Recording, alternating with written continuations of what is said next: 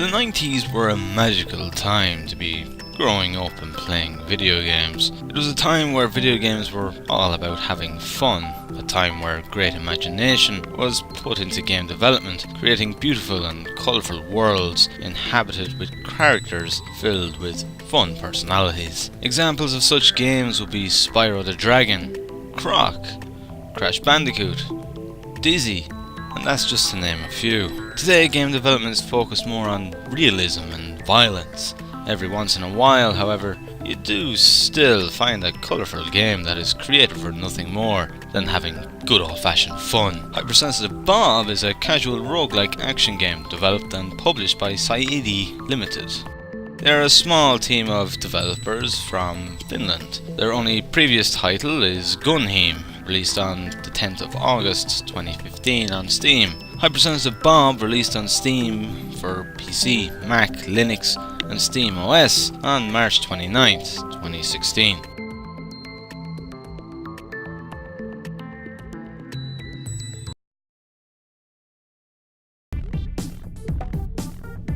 You take on the role of Bob, an ordinary man with an extraordinary problem.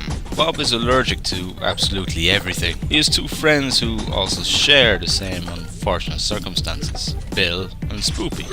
Bob has lived a solitary life, stuck in his little cabin with nothing but his friends to keep him company.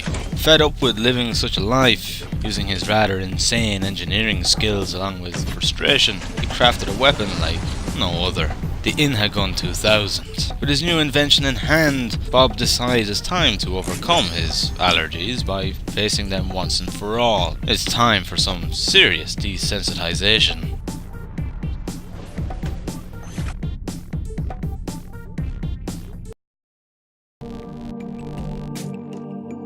There is no denying that Hypersensitive Bob draws its inspiration from The Binding of Isaac. In fact, its gameplay is very similar. With that said, do not come to the conclusion that this is simply just an Isaac clone. It is by far not, but rather a game that takes a gameplay concept and turns it into an identity of its very own. Sieidi has taken the gameplay into a completely different direction to that of The Binding of Isaac. Isaac is a much more hardcore game that is a dark twist on that biblical story of the same name. It is in every sense a game intended for a mature audience. Hypersensitive Bob, however, is a much more casual roguelike that is suitable for all ages. Its theme, personality and atmosphere are completely opposite to that of what it inspires from. It is a game that has a lot of character, similar to that of classic games from the 90s, from its low polygon graphics, beautiful colourful world and its cute characters and enemies. It is a perfect balance of easy and difficult. It is challenging at times, but never to the extreme. This balance makes it easy for anyone of any age to pick it up and play.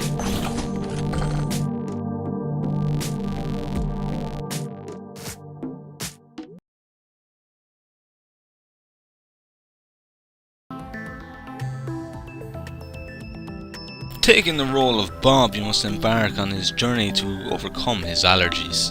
You leave the confines of the little cabin and jump into your rocket, where you visit an array of floating islands. Each island has its own dangers which you must face. Using the Inhagun 2000, you must defeat all enemies on an island in order to progress to the next. The gun has a capacity of 8 to begin with, but can be upgraded as you progress throughout a playthrough. Along with capacity, you can gain many other upgrades, including reload speed, damage, health, and much more.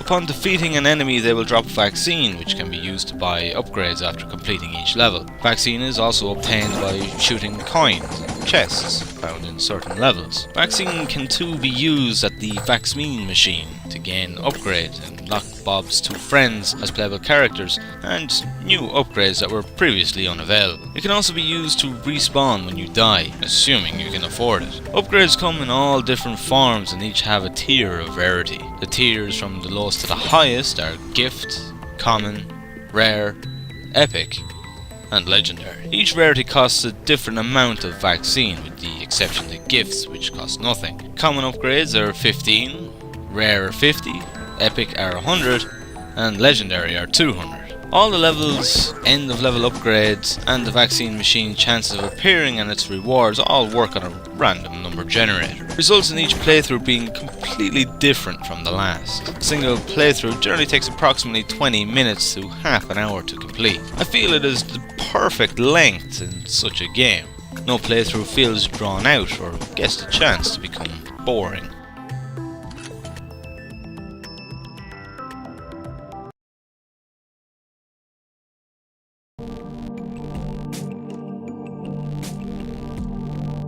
The level design for Hypersensitive Bob is well done.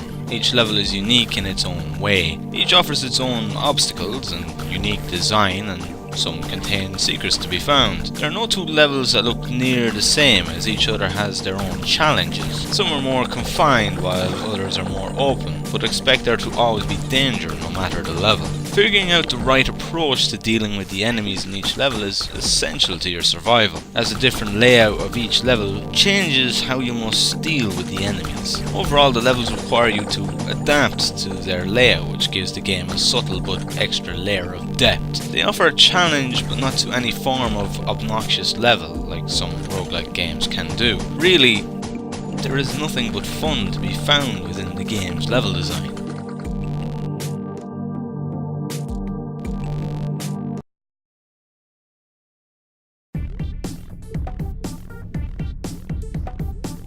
Each of the characters in Hypersensitive Bob play very differently from each other. For instance, Bob, who is the only character available at the start, is an all-rounder. He has decent health, weapon capacity and reload speed, while playing as Bill is very different. Bill only has a single weapon capacity to begin with, resulting in having to take one shot and then reloading. His damage, however, is higher than that of Bob, and his reload speed is a bit quicker. Then there is Spoopy, who is a blend of the two. Spoopy is very fast moving and has decent health, capacity and rate of fire, but the downfall is that the reload speed is far longer than the others. Each character leads to a different gameplay experience, as the upgrades that you need depend on the character you are playing. It results in taking a different approach to each character, adding to the game's replayability. The characters are not perfectly balanced, but are well enough that it doesn't ruin the gameplay.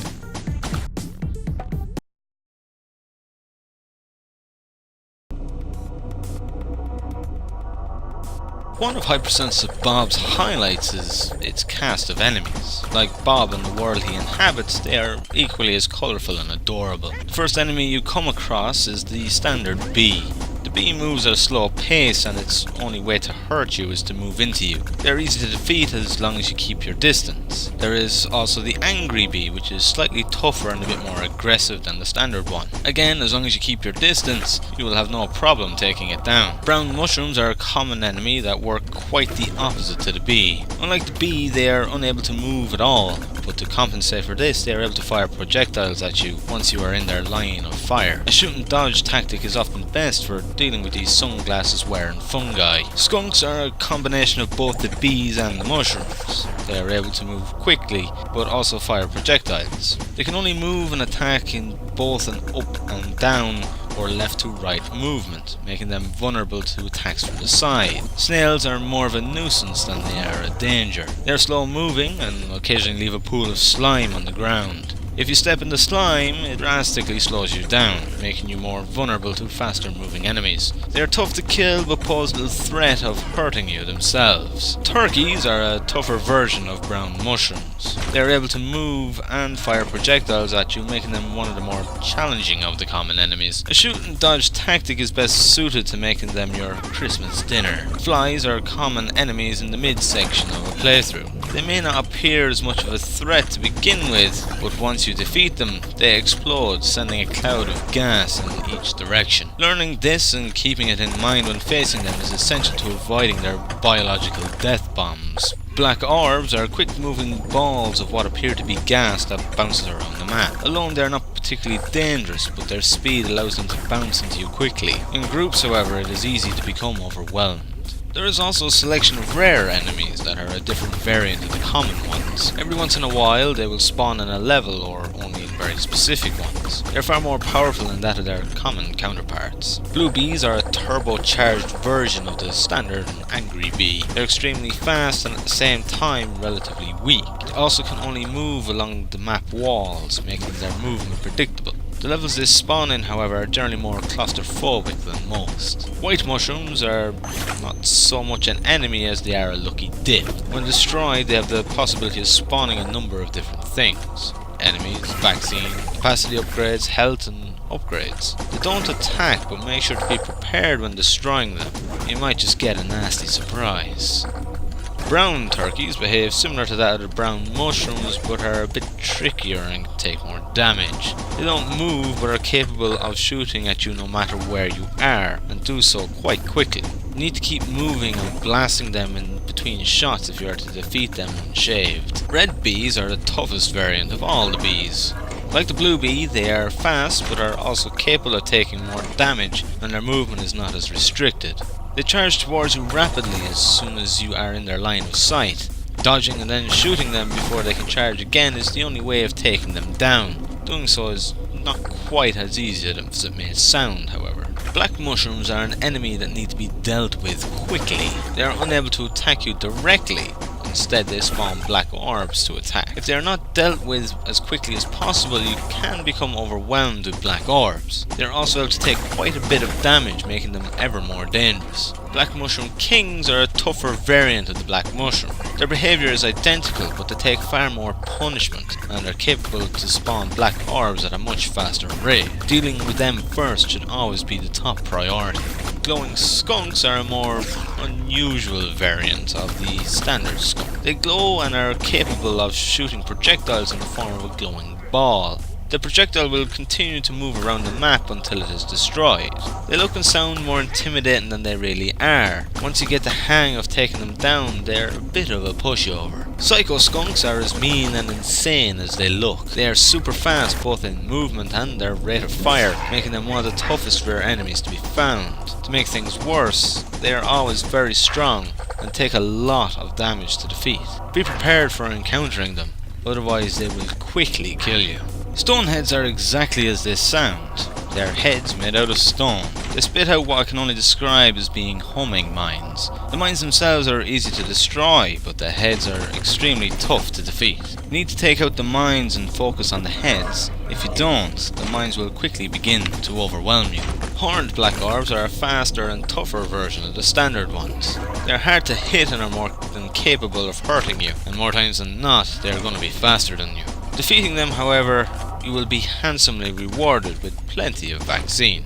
Finally is the glowing orb, which is a glowing version of the black orb. They move just like any of the other orbs, but their purpose is similar to that of the white mushroom, except with no negatives. When defeated, they drop a lot of vaccine and sometimes upgrade. You must be quick, however, as after some time, they will simply explode, giving you nothing. There are also 2 mini-bosses and 2 bosses to be found within the game, but I'm going to leave them as a surprise. Overall, the game has a wonderful cast of enemies that come in all shapes, sizes and colours. Despite the fact of being enemies, you can't help but love and adore them.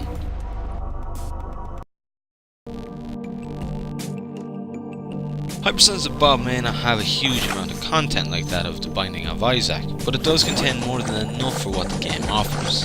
With the amount of levels that the game features, the amount of unlockables it contains, it is exactly as long as it should be. The reason for this is that if it was to have any more content, it would completely mess with the balance of the game. On top of that, it would make it longer than it needs to be.